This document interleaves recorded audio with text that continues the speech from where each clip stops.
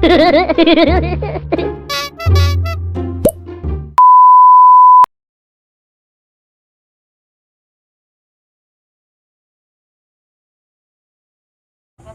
what's up mga ka-rice? Ngayong araw nga, samahan nyo muna kayo ng ka-rice. Ay papakarga kami ng gas. At ayun na nga po, nakalabas na kami ng rough road.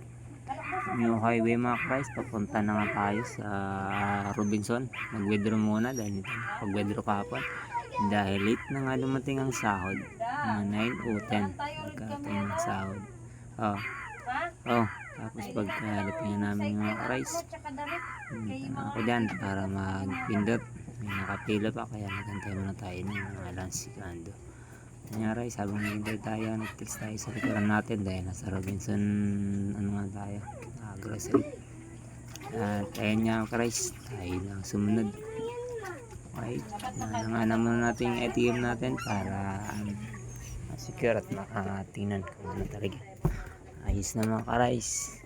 At ayun nga, this machine is unable pa mga ka-rice, kaya tinanggal muna natin yung ATM para isalpak natin ulit. Yan, nag-welcome mga ka-rice. At ayan na nga, gantay sarap yata sa pakiramdam kung ito na yung makikita natin sa video na sumasahod na tayo sa ating Facebook. Uy, grabe pangarap ka-rice, pero konting urong pa, medyo malahi-lahi pa nga aking tatahakin at takbangin kung sa sahod ang pag-uusapan ng Facebook natin. Hindi pa tayo monetize, kaya konting sipag pa mga ka-rice.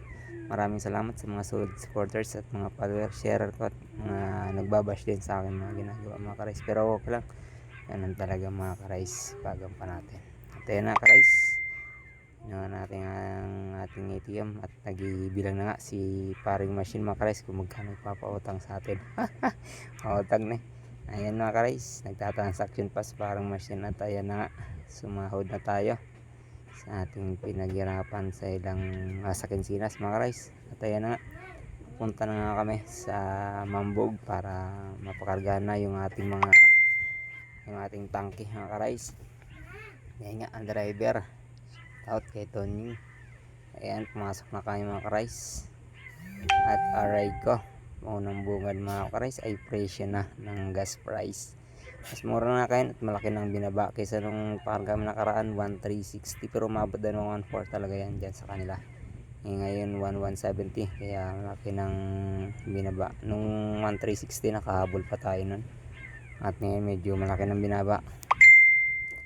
Rice 1,170 na lang. At ayan na nga, okay na transaction at pauwi na nga ng bahay yan mga ka-rice. Okay na at binigay na sa amin yung tangke. At dyan pa nga guys, nagpipili pa kung ano talaga yung klase bibigay sa amin. Dahil dyan nga guys, kung yung tangke nyo pangit na, mag-additional kayo 100, bigyan kayo ng magandang tangke. Ganun yung ano. At ayun na guys, palabas na kami ng highway, yung kaninang inakyatan, kahit na sa video. At ayan na. At hanggang dyan lang mga ka-rice yung ating video muna. Putol muna at cut na.